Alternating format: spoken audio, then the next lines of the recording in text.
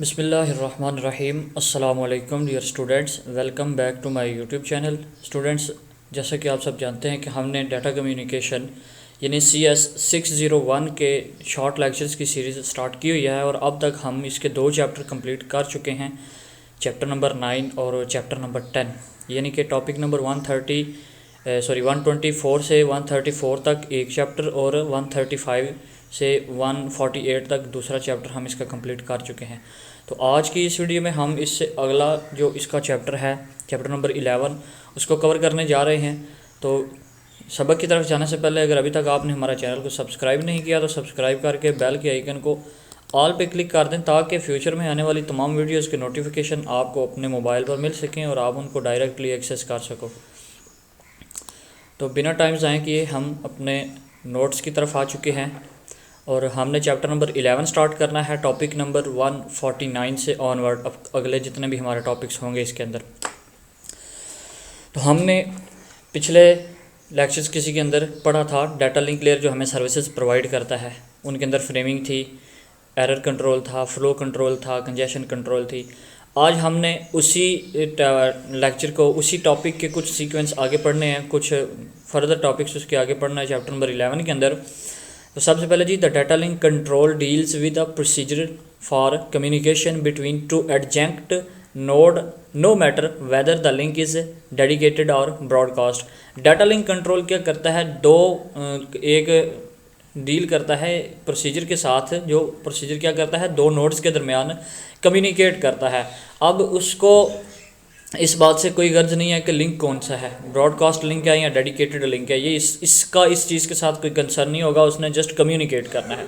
Data link control functions include framing, flow control and error control. ये data control के functions थे जो data control हमें services provide करता था।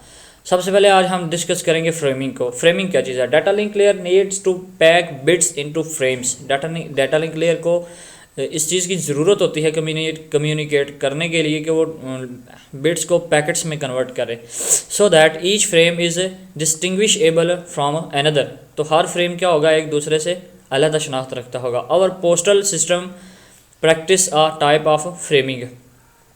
Framing separates a message by adding a sender address and a destination address. Framing क्या करती है, हमने एक दूसरे हर फ्रेम्स को एक दूसरे से अलग अलग करने के लिए क्या होता है, एक डेस्टिनेशन एड्रेस भी डालना होता है और सेंडिंग एड्रेस भी उसके अंदर डालना होता है। The destination address defines where the packet is to go. Destination address ये चीज़ डिफाइन करता है कि पैकेट ने कहाँ जाना है। The sender address helps the recipients acknowledge the recipient. और जो सोर्स एड्रेस होता है वो इस चीज़ की हेल्प करता है, जब अगले बंदे की तरफ या अगले रिसीवर की तरफ डाटा पहुंच जाता है तो उस चीज़ को हेल्प होती है, उसको पता चल जाता है कि ये मेरे पास डाटा किस जगह से आया है। अब फ्रेम के हम थोड़ा एक्सप्लोर और करें तो फ्रेम के कुछ साइज़ भी आ जाते हैं।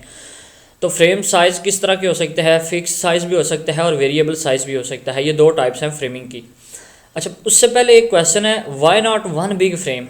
कहते हैं कि हम छोटे छोटे फ्रेम क्यों बनाते हैं, हम एक ही बड़ा फ्रेम क्यों नहीं बना लेते?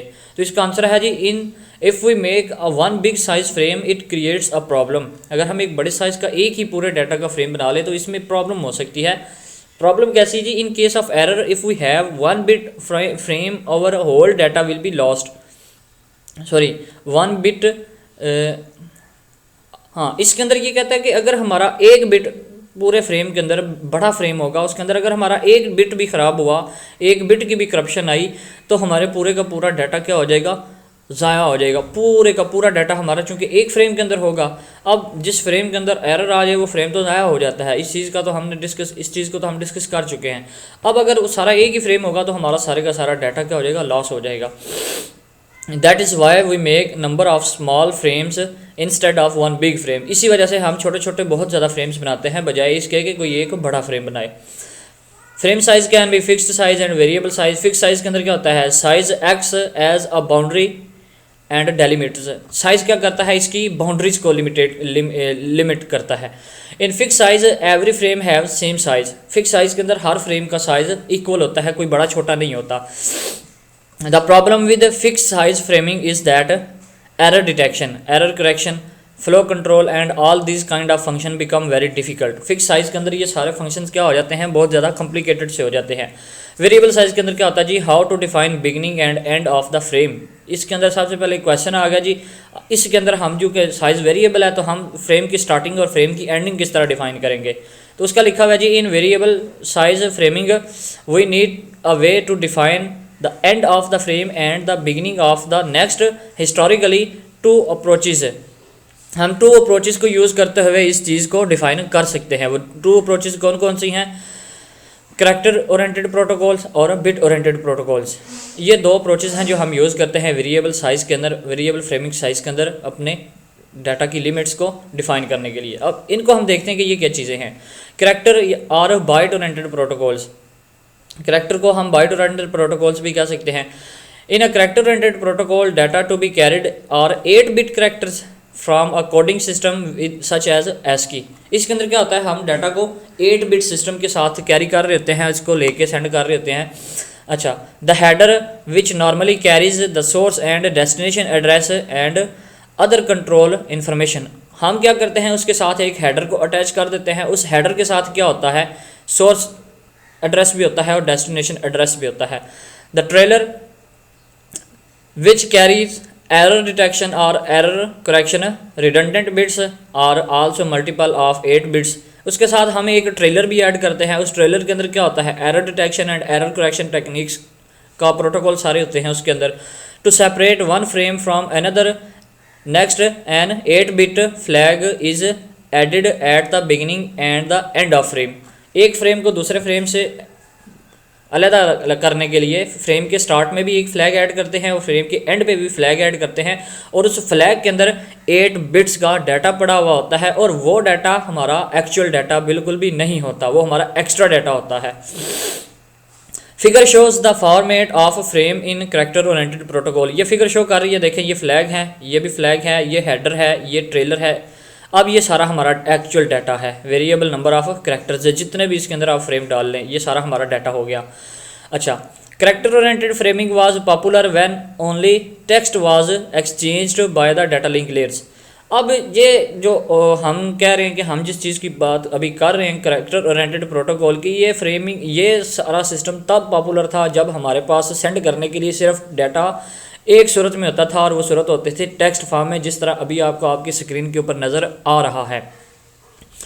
The flag could be selected to be an any character not used for text communication. अब ये वही बात कह रहे हैं जो मैंने अभी आपको बता दी कि फ्लैग क्या होते हैं, हमारा वो डाटा होता है जो हम एक्स्ट्रा यूज़ कर रहे होते हैं कम्युनिकेशन के लिए। जो हमारा डाटा होता है वो फ्लैग्स के अंदर हम नहीं रखते।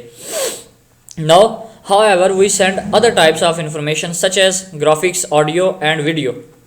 Any pattern used for the flag could also be part of the information. अब इस सिचुएशंस में जब हमने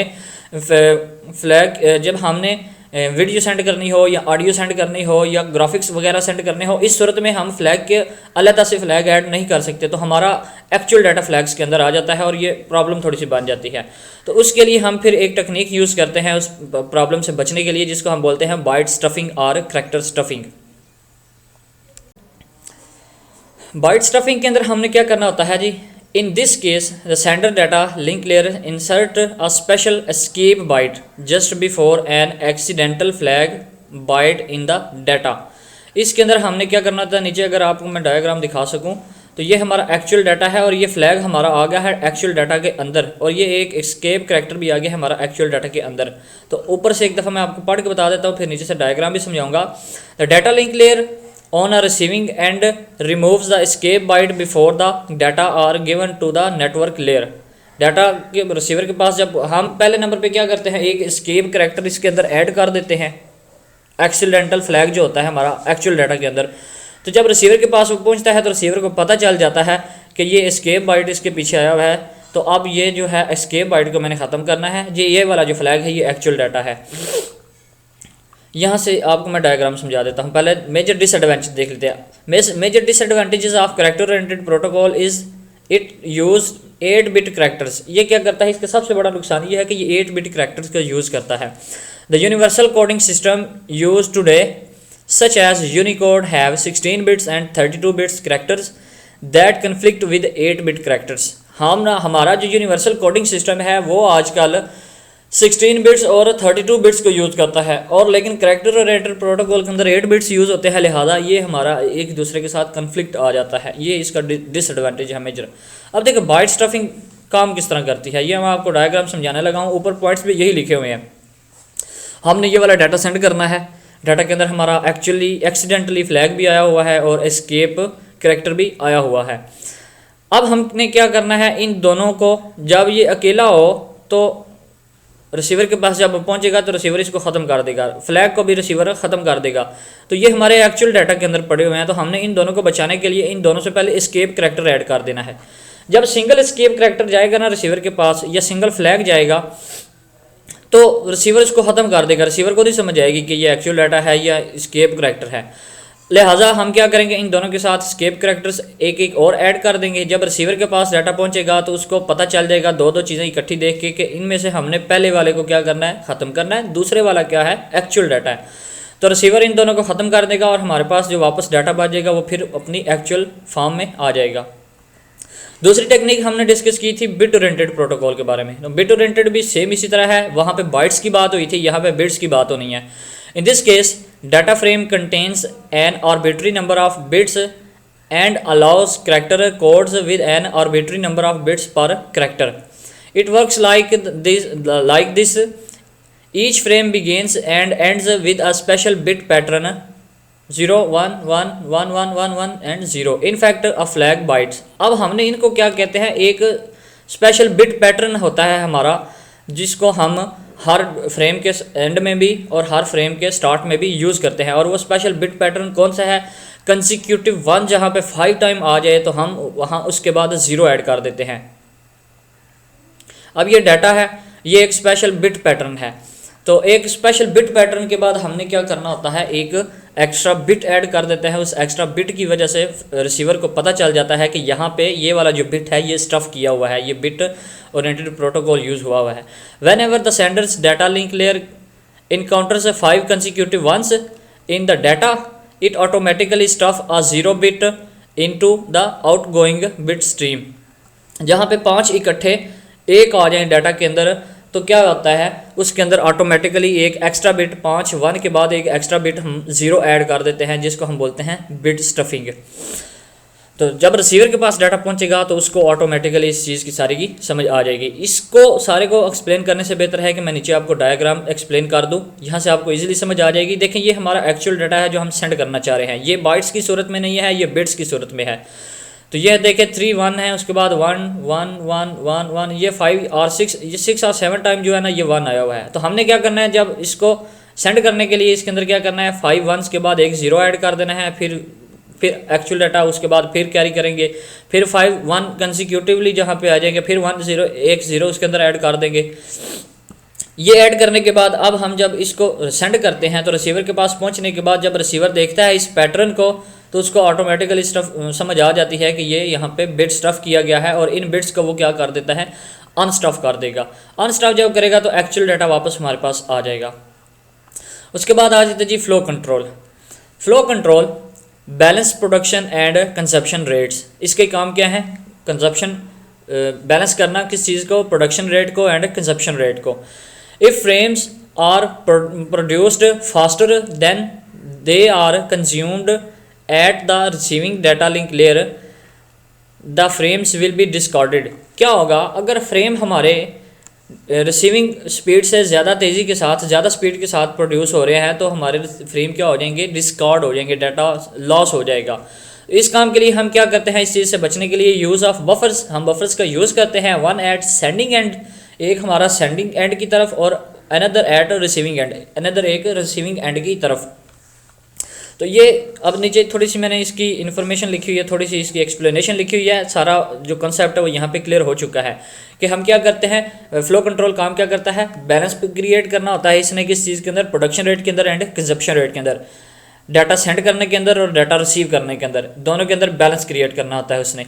उसके बाद वो इसने बताया कि अगर फ्रेम सेंड ज़्यादा तेज़ी से हो रहे हैं और रिसीव कम स्पीड से हो रहे हैं तो हमारा डाटा लॉस हो जाएगा। उसके बाद इस चीज़ से बचने के लिए, डाटा लॉस से बचने के लिए फ्लो कंट्रोल के अंदर हम क्या करते हैं, बफर्स का यूज़ करते हैं। और एक बफर सेंडिंग एंड की तरफ होता है और एक बफर रिसीविंग एंड की तरफ होता है। नीचे वाली एक दफ़ा पढ़ लेते हैं। In data communication, flow control is the process of managing the rate of data transmission between two nodes to prevent a faster sender from overwhelming a slow receiver. It provides a mechanism for the receiver to control the transmission speed so that the receiving node is not overwhelmed with data from transmitting code.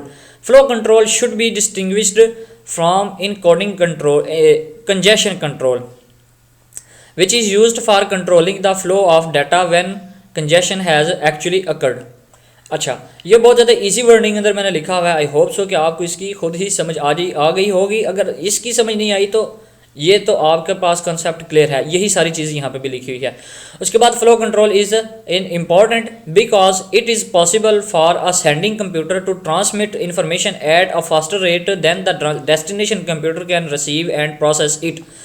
ये इसलिए important है flow control क्योंकि ये इस चीज़ को possible बनाती है computers के लिए, नोड्स के लिए, सेंडिंग नोड के लिए इस चीज़ को पॉसिबल बनाती है कि वो उतनी ही स्पीड का डाटा ट्रांसफ़र करे जितनी स्पीड का रिसीवर उसके सामने पड़ा हुआ है।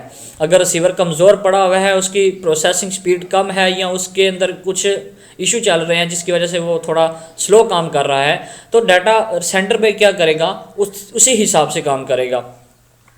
This can happen if the receiving computers have a heavy traffic load in comparison to the sending computer. अब ये सिचुएशन किस वक्त पैदा होगी, यानी कि सिचुएशन ये कि रिसीवर के पास स्पीड कम क्यों होगी, तो इसकी दो वजह हैं। एक वजह तो यह है कि रिसीवर के ऊपर लोड ज़्यादा होगा। एक तो इस तरफ से डाटा आ रहा है, दूसरा कहीं और से आ रहा होगा, तीसरा कहीं और से आ रहा होगा, या कह लें कि वो रिसीवर नोड जो है वो कोई और उसको काम भी कर रही होगी। इस वजह से या तो उसकी स्पीड कम होती है या होती है if the receiving computer has less processing power than the sending computer, या दूसरी वजह ये होती है कि हमारे जो रिसीविंग कंप्यूटर होता है उसकी प्रोसेसिंग पावर कम होती है सेंडिंग कंप्यूटर से। इसकी डायग्राम है। अच्छा, consumer needs to communicate with the procedures on two occasions.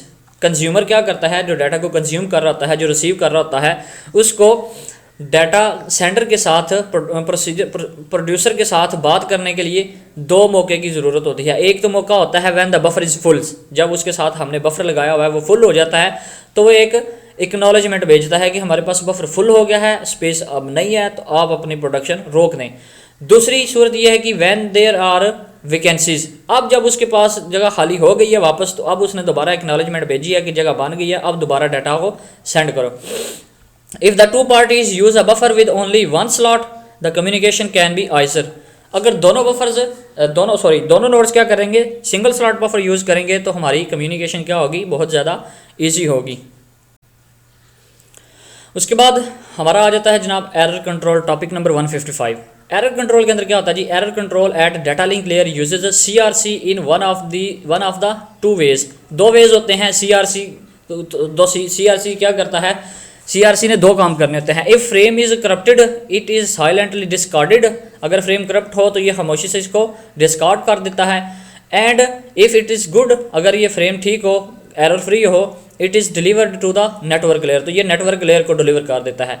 दूसरा काम उसने क्या करना है, अब यहाँ पर आप देखें कि पहले काम के अंदर उसने क्या किया, डाटा को रिसीव किया, डाटा सेंड हुआ, डाटा क्या था, करप्ट था, उसने रिजेक्ट कर दिया। अगर डाटा ठीक था तो उसने एक्सेप्ट कर लिया, एक्सेप्ट करने के बाद आप वो चुप करके बैठ गया, उसने और कोई काम नहीं किया। दूसरी सिचुएशन के अंदर उसने क्या करना है, जब डाटा रिसीव हो जाएगा, डाटा रिसीव होने के बाद अब उसने सेंडर को एक फीडबैक सेंड करना है, उसको हम एक्नॉलेजमेंट कहते हैं, एक्नॉलेजमेंट या फीडबैक कहते हैं। उसको वापस रिप्लाई भेजना है कि ठीक है मेरे पास डाटा पहुंच गया है और ये डाटा क्या है, एरर फ्री है, अब क्या करें, आप अपना नेक्स्ट डाटा सेंड करें। इसके अंदर दो कैटेगरीज बन जाती हैं, एक होती है कनेक्शन लेस और दूसरी होती है कनेक्शन ओरिएंटेड। कनेक्शन लेस को हम देखते हैं पहले जी, ऑल फ्रेम्स आर इंडिपेंडेंट। अच्छा, अब कनेक्शन लेस का मैं आपको कॉन्सेप्ट वैसे ही दे देता हूँ, यहाँ से पढ़ने की ज़रूरत नहीं है। कनेक्शन लेस का मतलब ये हरगिज़ नहीं होगा कि उन दोनों के दरमियान कोई फिजिकल कनेक्शन नहीं होगा। फिजिकल कनेक्शन होगा दोनों के दरमियान, दोनों नोड्स के दरमियान, लेकिन कनेक्शन लेस का मतलब यहाँ पे ये है कि एक फ्रेम जो हमने सेंड किया है उसका दूसरे फ्रेम के साथ कोई कनेक्शन नहीं होगा। मतलब कि जो मैसेज हमारा एक फ्रेम में है, सेकंड फ्रेम के अंदर वो मैसेज नहीं होगा, सेकंड फ्रेम के अंदर हम न्यू मैसेज कैरी करेंगे। कनेक्शन ओरिएंटेड के अंदर क्या चीज़ होती है? In this particular case as we discussed in data link layer connection oriented protocol as those that actually establish a connection first. इसके अंदर क्या होता है? सबसे पहले ये प्रोटोकॉल क्या करता है? कनेक्शन क्रिएट करता है, फ्रेम्स का भी और नोड्स का भी। कनेक्शन क्रिएट करने के बाद क्या करता है? Then they do the setup, फिर उन दोनों का सेटअप बनाता है। Then they do the data transmission and, फिर उन दोनों के दरमियान डाटा की ट्रांसमिशन करवाता है। And then they have to do connection tear down, और उसके बाद ये क्या करता है? कनेक्शन को डेयर डाउन कर देता है, कनेक्शन को ख़त्म कर देता है। ये प्रोटोकॉल कनेक्शन ओरिएंटेड का काम करता है। In this particular case the frame are sent in particular order. इस केस के अंदर हमारे फ्रेम्स क्या होते हैं? एक मखसूस ऑर्डर के अंदर सेंड किए जाते हैं। They have got a transmission with another when a frame is successfully received. जब फ्रेम रिसीव हो जाता है तो एक और ऑर्डर जारी किया जाता है, एक और ऑर्डर के साथ न्यू फ्रेम सेंड किया जाता है। Receiver sends acknowledgement back to the sender. Receiver क्या करता है? जब डाटा उसके पास पहुंच जाता है तो ये एक्नॉलेजमेंट सेंड करता है वापस सेंडर को, to tell the sender that this frame is received successfully and error free, now send the next one. मैंने आपको ऊपर भी ये बात बता दी कि जब एक्नॉलेजमेंट भेजी जाती है, डाटा सक्सेसफुली रिसीव हो जाता है, तो एक्नॉलेजमेंट के अंदर दो मैसेज हम भेजते हैं। पहला मैसेज तो एक्नॉलेजमेंट के अंदर ये होता है कि जी डाटा सक्सेसफुली ट्रांसमिट हो गया है, और दूसरा मैसेज ये होता है कि डाटा जो ट्रांसमिट हो गया है और वो एक्सेप्ट हुआ है तो उसके अंदर कोई एरर भी नहीं है। उसके बाद अगला जो टॉपिक है वो जी data link layer protocols. Data link layer के 4 प्रोटोकॉल्स हैं बेसिकली, जिनमें से 2 बहुत ज़्यादा यूज़ होते हैं और 2 इतने ज़्यादा यूज़ नहीं होते। जो ज़्यादा यूज़ होते हैं उनमें है सिंपल प्रोटोकॉल और and stop and wait protocols. इन दोनों को ही हमने डिस्कस करना है। तो इन दोनों को डिस्कस करने से पहले नोट लिखा हुआ जी, before we have to discuss data link layer protocol we have to discuss finite state machine, FSM। Finite state machine क्या है, इसके बारे में हम थोड़ा सा जानेंगे। A machine with a finite number of states, ये एक मशीन होती है जिसके पास कुछ मखसूस लिमिट होती है, कुछ स्टेट्स की, कुछ हालतों की, यानी कि क्या है कि कुछ प्रोसीजर्स होते हैं जो इसने बार बार करने होते हैं। उसके बाद machine stage in one state until an event occurs. अब मशीन क्या करती है? जब हम उसको किसी एक स्टेट के अंदर डाल देते हैं तो वो उसमें तब तक रहती है जब तक कोई पर्टिकुलर इवेंट उसके ऊपर अकर नहीं होता। Each event has associated with 2 reactions. जब भी कोई इवेंट उसके ऊपर होता है तो उसके 2 ही मैसेज होते हैं। एक मैसेज तो ये होता है list of actions to be performed, वो मशीन जितने भी एक्शंस परफॉर्म कर रही है उन सब की लिस्ट देता है वो इवेंट। एंड दूसरी क्या होती है जी, डिटरमिन द नेक्स्ट स्टेट। अब यहाँ से अब अगली स्टेट स्टार्ट हो जाएगी। इसके बारे में हम डिटेल में नीचे देखते हैं। डेफिनेशन है इसकी, a state of the art machine is the model of counting based on a fictions machine. इसकी डेफिनेशन मैंने खुद से ऐड की हुई है, ये आप ना भी करें तो इसका कोई इशू नहीं है। एक्सप्लेनेशन के अंदर देखें जी, मैं एक एग्जांपल के थ्रू इसको आपको समझाने की कोशिश करता हूँ कॉन्सेप्ट कि फर्ज करें कि आप खड़े हुए हैं, ये एक आपकी स्टैंडिंग स्टेट है जिस स्टेट के अंदर आप खड़े हुए हैं। अब इस स्टेट के अंदर आप तब तक खड़े रहेंगे जब तक आके कोई आपको धक्का नहीं देता, या आके कोई आपको कोई काम नहीं कहता, या आके कोई आपको ये नहीं कहता कि वो फलां जगह पे जाओ या यहाँ से थोड़ा सा साइड पे हो जाओ। तो ये स्टैंडिंग स्टेट के अंदर आप तब तक रहेंगे जब तक कोई इवेंट अकर नहीं होगा, कोई आपको कोई आके कोई फोर्स नहीं आपको करेगा। अब ये जो फोर्स करना है, ये आपको कोई काम कहना है, ये है एक इवेंट। अब ये इवेंट जब होगा तो ये हमें डिफाइन करेगा कि आपने एक्शन कौन सा करना है। अब लेट्स सपोज आपके पेरेंट्स आते हैं और आप बैठे हुए हो बेड पे, चारपाई पे, तो वो आपको कहते हैं बेटा थोड़ा सा साइड पे हो जाएं, ये आप बैठे हुए हो, ये एक स्टेट है। अब आपको उन्होंने कमांड दी है, आपको उन्होंने एक इवेंट अप्लाई किया आपके ऊपर, अब वो जो इवेंट है वो आपका एक्शन होगा। इसी तरह क्या होता है, same concept of FSM is starts from a particular state. ये एक मखसूस स्टेट से स्टार्ट होती है and stay in this state until a specific event happens, और उसमें तब तक रहती है जब तक कोई मखसूस इवेंट उसमें नहीं हो जाता।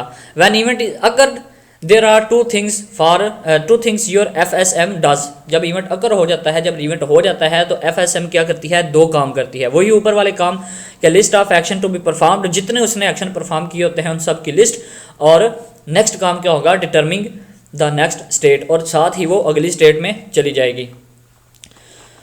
उसके बाद सिंपल प्रोटोकॉल को हम अब देखते हैं जी। Simple protocol has neither flow nor error control. Simple protocol के अंदर ना ही एरर फ्लो होता है ना ही एरर कंट्रोल होता है। assumption the receiver can immediately handle any frame it receives। जब भी कोई उसके पास रिसीवर का सेंटर की तरफ से डाटा जाता है वो फ़ौरन ही उसको हैंडल करना स्टार्ट कर देता है, उसको एक्नॉलेजमेंट वापस नहीं भेजता। The receiver can never be overwhelmed with incoming frames. अब देखें ये इसकी डायग्राम में देखें तो हमने डाटा सेंड किया, डाटा लिंक नेटवर्क लेयर से डाटा आया, डाटा लिंक लेयर में ये डाटा हमने सेंड कर दिया। अब ये डाटा यहाँ पे क्या हो गया, उसको कोई कंसर्न नहीं है कि डाटा करप्ट होता है नहीं होता, उसने बस रिसीव करते जाना है करते जाना करते जाना। डाटा करप्ट हो गया तो ज़ाया हो गया, नहीं करप्ट हुआ तो सक्सेसफुली चला गया है। उसके बाद FSM इसके अंदर किस तरह काम करेगी, ये यहाँ से इसके स्टेट्स भी डिफाइन हो जाएंगी कि पहला है packet comes from network layer. Network layer से यहाँ पे पैकेट आए, ये हमारी एक स्टेट होगी FSM की। अब क्या करेंगे, पैकेट्स के फ्रेम बनाएंगे हम, ये उसकी दूसरी स्टेट होगी। पैकेट्स के फ्रेम बनाने के बाद हम उसको सेंड कर देंगे, ये तीसरी स्टेट होगी। सेंड करने के बाद क्या होगा, लूप चलेगी वापस और ये वापस उसी सिचुएशन में आ जाएगा जहाँ पे ये पैकेट्स ऊपर से आ रहे थे। रिसीवर भी इसी तरह करेगा, डाटा रिसीव करेगा, उसको वापस पैकेट्स में कन्वर्ट करेगा। पैकेट्स में कन्वर्ट करने के बाद उसको क्या कर देंगे, ऊपर नेटवर्क लेयर में डिलीवर कर देंगे। और ये सारे हमारे क्या हैं, इवेंट्स हैं।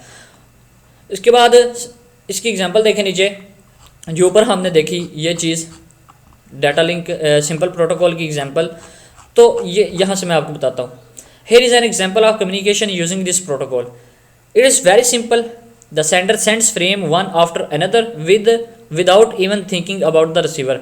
सेंडर ने क्या करना है, एक फ्रेम सेंड किया, थोड़ी देर गुजरी, दूसरा फ्रेम सेंड किया, थोड़ी देर गुजरी, तीसरा फ्रेम सेंड किया, और ये लूप चलती रहेगी। उसका कोई कंसर्न नहीं है कि रिसीवर के पास डाटा करप्ट पहुंच रहा है या डाटा एरर फ्री पहुंच रहा है, उसने बस सेंड करते जाना है। अब स्टॉप एंड वेट प्रोटोकॉल के अंदर क्या होता है, stop and wait protocol use both flow and error controls. इसके अंदर हम एरर फ्लो कंट्रोल भी यूज़ करते हैं और एरर कंट्रोल भी यूज़ करते हैं। The sender sends one frame at the time and waits for an acknowledgement before the sending next one. Sender क्या करता है, एक फ्रेम सेंड करता है और उसके बाद तब तक दूसरा फ्रेम सेंड नहीं करता जब तक एक्नॉलेजमेंट नहीं मिलती। To detect corrupted frames we added a CRC code. Detected frame को करप्ट करने के लिए हम जिस तरह रिडंडेंट बिट्स ऐड करते थे, ये वही है, एक किस्म के रिडंडेंट बिट्स ही हैं, हमने CRC कोड यहाँ पे यूज़ करना है। उसके बाद acknowledgement carrying with two messages. ये मैसेज मैं आपको दो दफ़ा ऊपर बता चुका हूँ, अब फिर बता देता हूँ। मैसेज पहला क्या होगा, I have received a previous frame please send the next one. मैं एक फ्रेम रिसीव कर चुका हूँ, अगला सेंड करो। The frame that we have send previously ही has been received error free. अच्छा, ये टॉपिक है स्टॉप एंड वेट प्रोटोकॉल की डायग्राम है, यहाँ से इसको मैं आपको समझाने की कोशिश करता हूँ। हमने पैकेट सेंड किया, इसने टाइमर लगा दिया, डाटा लिंक लेयर ने टाइमर लगाने के बाद उसने देखा कि पैकेट पहुँच गया। पैकेट पहुँचने के बाद अब क्या होगा, एक्नॉलेजमेंट आ जाएगी। दूसरी सिचुएशन में क्या होगा, अगर हम क्या करते हैं, फ्रेम सेंड करते हैं और वो रास्ते में क्या हो जाता है, करप्ट हो जाता है, लॉस हो जाता है, देन क्या होगा, टाइमर का टाइम जब गुजरेगा तो उसके पास कोई एक्नॉलेजमेंट वापस नहीं आएगी, टाइमर ऑफ हो जाएगा। उसके बाद क्या होगा, रीसेट टाइमर, ठीक है, restart the time out timer. उसको क्या करेगा, रीस्टार्ट कर देगा, डाटा दोबारा से सेंड किया जाएगा। डाटा दोबारा से जब सेंड किया, वापस पहुंचा, फिर एक्नॉलेजमेंट वापस आई, टाइमर ऑफ हो गया। उसके बाद अब तीसरी सिचुएशन क्या होगी कि अगर हमने डाटा सेंड किया है और फ्रेम पहुंच चुका है और एक्नॉलेजमेंट वापस आते हुए करप्ट हो गई है, एक्नॉलेजमेंट के अंदर एरर आ गया है और वो वापस कंप्लीटली नहीं पहुंची, तो अब टाइमर जहाँ पे भी जब स्टार्ट होगा, यहाँ पे भी जब टाइम आउट होगा, उसके पास एक्नॉलेजमेंट नहीं पहुँचेगी तो वो रीस्टार्ट कर देगा, रीस्टार्ट करेगा। अब देखें यहाँ पे एक दफ़ा तो डाटा पहुँच चुका है, एक्नॉलेजमेंट वापस नहीं पहुँची। अब दोबारा डाटा सेंड होगा तो एक्नॉलेजमेंट वापस पहुँचेगी। अब ये दो दफ़ा एक ही फ्रेम सेंड हो जाएगा, तो ये एक तरह से इसके अंदर एरर आ सकता है इस तरह से। तो इस टेक्निक से बचने के लिए हम क्या करते हैं, एक सीक्वेंस यूज़ करते हैं। नोट लिखा हुआ है, a lost frame means either lost or corrupted, a lost acknowledgement means either a lost or corrupted, ठीक है। अच्छा, हमने क्या करना है, एक सीक्वेंस यूज़ करना है। फ्रेम पहले नंबर पे हमने 0 फ्रेम सेंड किया, 1 हमने क्या किया, एक्नॉलेजमेंट वापस ली। फिर हमने 1 फ्रेम सेंड किया, 1 फ्रेम हमारा करप्ट हो चुका था, हमने वापस 1 फ्रेम दोबारा ही सेंड करेंगे। तो क्या होगा, ज़ीरो एक्नॉलेजमेंट वापस आएगी। अगर हमने फ्रेम 0 सेंड किया है यहाँ पे और एक्नॉलेजमेंट 1 हमारी वापस आनी है और वो एक्नॉलेजमेंट हो गई है करप्ट, हमने जो डाटा वापस सेंड करना है एक्नॉलेजमेंट वापस हासिल करने के लिए वो भी 0 ही करना है दोबारा। अब जो दोबारा डाटा 0 ही नहीं करना, वो हमारा जो दोबारा डाटा सेंड होगा वो तो यही सेंड होगा 0 ही, क्योंकि एक्नॉलेजमेंट तो हमने इसी की लेनी थी।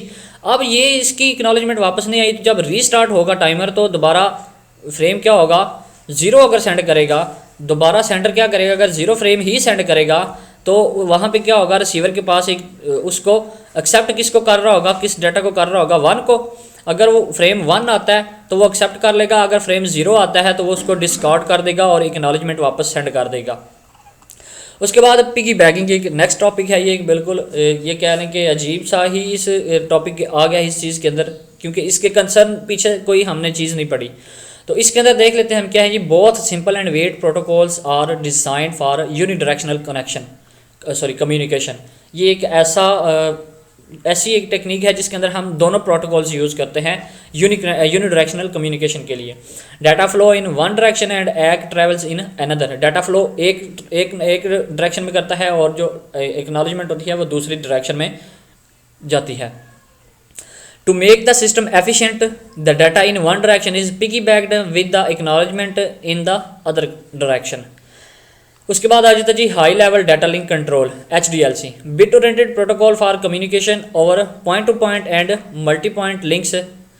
It implements stop and wait protocols. Most of the concepts defined in this protocol is the basis of other protocols such as PPP, Ethernet or wireless or LAN. उसके बाद configuration and transfer mode in HDLC. HDLC provides two common transfer modes that can be used in different configurations. पहला कौन सा है उसमें, normal response mode और दूसरा है एसिंक्रोनस बैलेंस मोड। तो मैं आपको बता देता हूँ कि नॉर्मल यानी कि NRM के अंदर क्या होता है, एक ही प्राइमरी डिवाइस होती है हमारे पास और उसने सिर्फ कमांड करनी होती है, और जितनी भी सेकेंडरी डिवाइसेस हों, पॉइंट टू पॉइंट भी हो सकती है और मल्टी पॉइंट भी हो सकती है NRM। अगर तो इसके अंदर ये होता है कि प्राइमरी डिवाइस ने जस्ट कमांड करनी होती है और सेकेंडरी डिवाइस ने जस्ट रिस्पॉन्ड करना होता है। तो ये इसके इस तरह हमारा ये बैलेंस क्रिएट नहीं होता। और दूसरा है एसिंक्रोनस बैलेंस मोड। तो इसके अंदर क्या होता है, एक तरफ भी हमारी जो नोड होती है वो भी कंबाइंड होती है और दूसरी तरफ जो नोड होती है वो भी कंबाइंड होती है, और ये दोनों ही रिस्पॉन्ड भी कर सकती हैं और कमांड भी कर सकती हैं। उसके बाद टॉपिक नंबर 161 आ गया हमारा। तो जनाब टॉपिक 161 के अंदर हमने देखना है HDLC फ्रेमिंग को। तो HDLC डिफाइंस 3 टाइप्स ऑफ फ्रेमिंग्स। इसके अंदर हमारे पास 3 टाइप्स की फ्रेमिंग होती है। पहले नंबर पे है जी इंफॉर्मेशन फ्रेम्स। इंफॉर्मेशन फ्रेम्स को हम आई फ्रेम्स भी कहते हैं। इसके अंदर क्या चीज़ होती है जी, information frames or I frames transport user data from the network layer. ये क्या करती है, नेटवर्क लेयर से यूज़र डाटा को लेकर उसको ट्रांसपोर्ट करती है। They can also include flow and error control information piggybacked on data. ये फ्लो कंट्रोल और एरर कंट्रोल की इन्फॉर्मेशन भी अपने साथ लेकर ट्रैवल करती है। उसके बाद आ जाता है जी सुपरवाइजरी फ्रेम्स यानी कि S frames.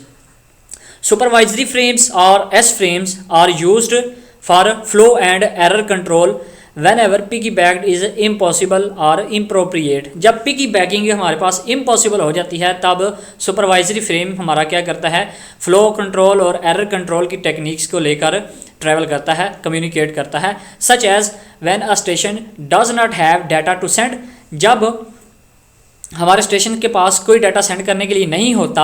S frame do not have information field. तो एस फ्रेम क्या करता है, कोई इंफॉर्मेशन फील्ड कैरी नहीं करता, विदाउट इंफॉर्मेशन फील्ड जाता है। उसके बाद अननंबर्ड फ्रेम यानी कि यू फ्रेम। अननंबर्ड फ्रेम और U frame are used for various miscellaneous purpose including link management.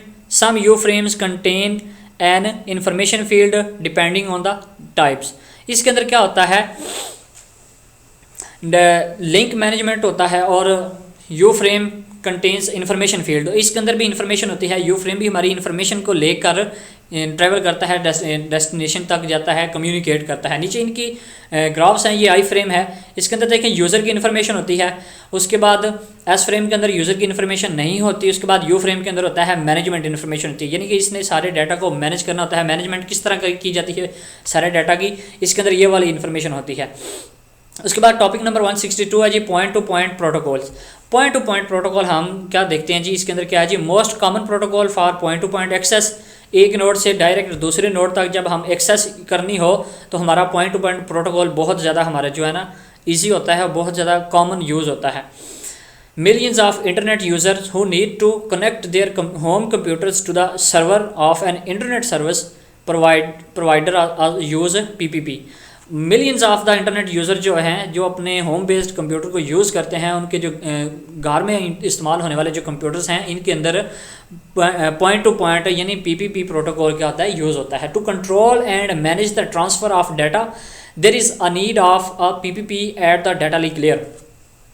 Transformation को या कम्युनिकेशन को कंट्रोल करने के लिए और उसको मैनेज करने के लिए, यानी कि डाटा की ट्रांसफॉर्मेशन और डाटा की कम्युनिकेशन को मैनेज करने के लिए और उसको कंट्रोल करने के लिए हमारे पास पीपीपी जो होता है, पॉइंट टू पॉइंट प्रोटोकॉल होता है डाटा लिंक लेयर के अंदर, इसकी बहुत ज़्यादा ज़रूरत होती है। उसके बाद टॉपिक नंबर 163 है, इसके अंदर हमने देखना है कि हमें पॉइंट टू पॉइंट जो प्रोटोकॉल है ये कौन कौन सी सर्विसेज प्रोवाइड करता है। सबसे पहले जी सर्विसेज इंक्लूडेड, यानी कि जो सर्विसेज प्रोवाइड करता है वो इस वाले बॉक्स के अंदर आ जाएंगी। सबसे पहले जी फ्रेमिंग, पॉइंट टू पॉइंट हमें फ्रेमिंग की सर्विस देता है। उसके बाद link establishment and data enhance. उसके बाद आ जाता है जी ऑथेंटिकेशन। उसके बाद तीसरे आ जाते हैं multi link PPP address configuration. चौथे नंबर पे आ जाता है नेटवर्क एड्रेस कन्फिग्रेशन। अब ये कुछ टेक्निक्स ऐसी हैं जो सर्विस हमें नॉट इंक्लूडेड लिखी हैं, जो सर्विस हमें पॉइंट टू पॉइंट में प्रोवाइड नहीं की जाती। फ्लो कंट्रोल है, ये पीपीपी में हमें प्रोवाइड नहीं किया जाता। एरर करेक्शन यह भी प्रोवाइड नहीं की जाती। नो सीक्वेंस एंड नंबरिंग की सीक्वेंस भी प्रोवाइड नहीं की जाती। Absence of sophisticated address mechanism, ठीक है, ये चीज़ भी हमें इसके अंदर प्रोवाइड नहीं की जाती। उसके बाद पीपीपी फ्रेम फॉर्मेट, इसका फ्रेम फॉर्मेट क्या होता है पॉइंट टू पॉइंट प्रोटोकॉल का। सबसे पहले देखिए हमारे पास ये पैकेट है एक पूरा डाटा का। पैकेट के अंदर छोटे छोटे हमने क्या किए हुए हैं, इसके फ्रेम्स बनाए हुए हैं। ये सारे इसके छोटे छोटे फ्रेम्स हैं।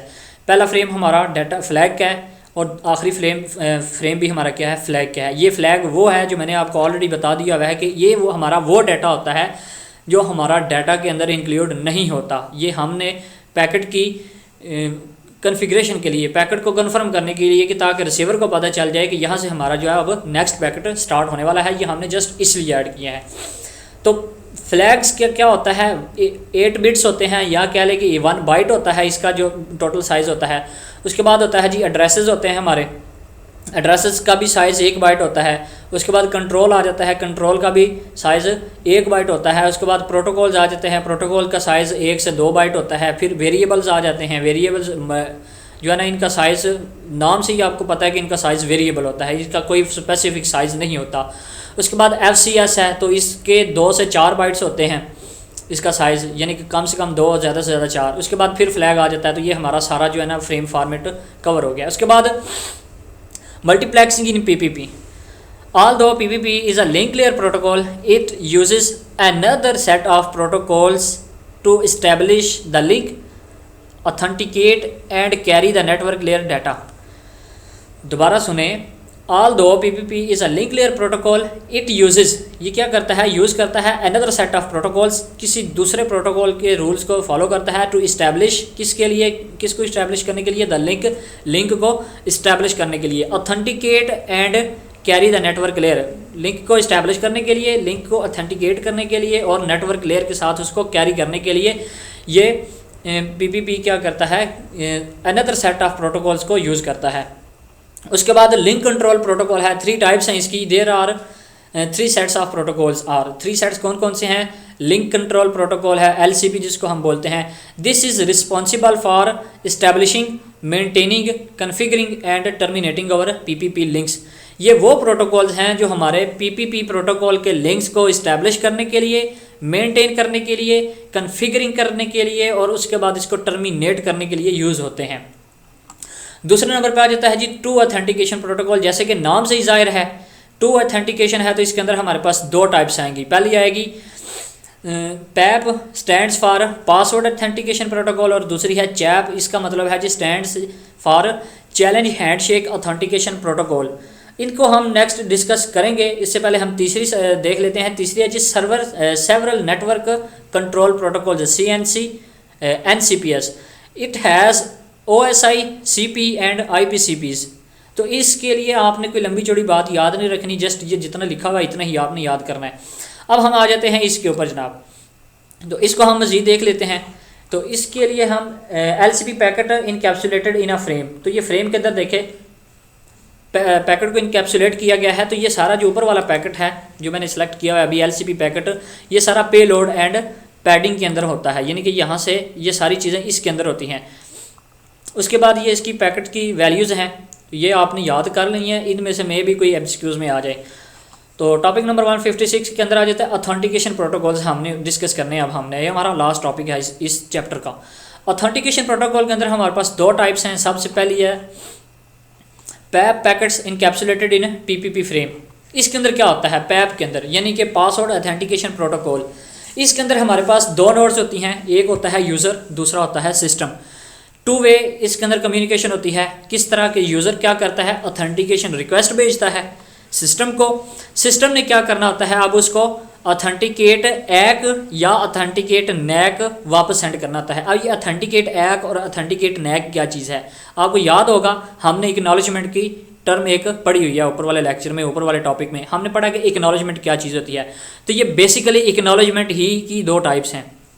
अगर तो ऑथेंटिकेशन सिस्टम एक्सेप्ट कर लेता है देन उसको हम बोलते हैं ऑथेंटिकेट एक, जो वापस एक्नॉलेजमेंट सेंड की जाती है। अगर वो डाटा को या रिक्वेस्ट को एक्सेप्ट करके उसका हवाला दिया जाता है कि ठीक है आपकी रिक्वेस्ट मैंने एक्सेप्ट कर लिया है, वो वाली एक्नॉलेजमेंट अगर भेजी जाएगी तो वो होगी ऑथेंटिकेशन एक। अगर सिस्टम क्या करता है उस रिक्वेस्ट को रिजेक्ट कर देता है और वापस जो एक्नॉलेजमेंट भेजी जाएगी उसको हम बोलेंगे ऑथेंटिकेट नैक। तो इसकी ये डॉटेड बॉक्स के अंदर एक डायग्राम है। देखिए सबसे पहले क्या करता है जी, सिस्टम रिक्वेस्ट भेजता है। रिक्वेस्ट भेजने के बाद क्या होता है, या तो वो रिक्वेस्ट एक्सेप्ट होती है, अगर तो वो रिक्वेस्ट एक्सेप्ट हो तो ऑथेंटिकेशन एक उसके पास वापस जाएगी। अगर रिक्वेस्ट रिजेक्ट हो जाए तो ऑथेंटिकेशन नैग उसके पास वापस जाएगी। ये सारा पैप पैकेट्स हैं। उसके बाद चैप पैकेट्स इनकैप्सुलेटेड इन PPP फ्रेम। इसके अंदर 3 वे कम्युनिकेशन होती है हमारी। सबसे पहले क्या होता है, सिस्टम ने चैलेंज भेजना होता है यूज़र को। सिस्टम का चैलेंज भेजने के बाद यूज़र क्या करता है, सिस्टम को वापस रिस्पांस भेजता है। 2 वे हो गए हमारे पास। उस रिस्पांस के मुकाबले में अब सिस्टम ने उसको क्या बताना होता है कि या तो तुम्हारा रिस्पांस क्या हो गया, सक्सेसफुल हो गया, या रिस्पांस क्या हो गया, फेल हो गया। तो ये जो रिस्पांस सक्सेसफुल की एक्नॉलेजमेंट भेजी जाती है इसको सक्सेस बोलते हैं, और जो फेल की या रिजेक्ट की एक्नॉलेजमेंट भेजी जाती है उसको फेलियर बोलते हैं। तो इसकी डॉटेड बॉक्स के अंदर देखें ज़रा डायग्राम। तो सबसे पहले क्या करना है, सिस्टम ने चैलेंज भेजा, चैलेंज भेजने के बाद यूज़र ने रिस्पॉन्स किया। अच्छा, रिस्पॉन्स करने के बाद अब क्या होगा, 2 सूरतें बनेगी, या तो वो रिस्पॉन्स सक्सेसफुल हो जाएगा या वो रिस्पॉन्स फेल हो जाएगा। तो ये सारी इसकी डायग्राम है। उसके बाद नीचे चलते हैं जी, internet protocol control protocol IPCP।